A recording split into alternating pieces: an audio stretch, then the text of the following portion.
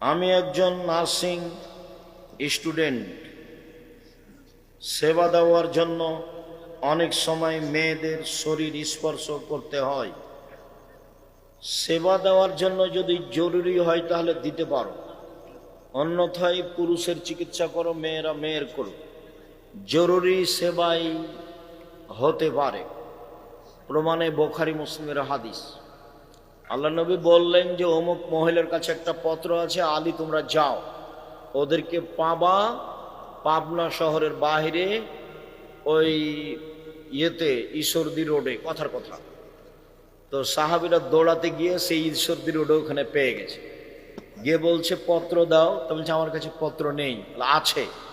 নেই। তখন সাহাবীরা বলছেন যে তোমাকে কাপড় খুলে উলঙ্গ করে পত্র বের করব, বের না করলে। তাহলে বোঝা যাচ্ছে যে প্রয়োজনে নগ্ন হতে পারে। পুরুষের কাছে চিকিৎসা মহিলারা নিতে পারে, না নেওয়া উত্তম।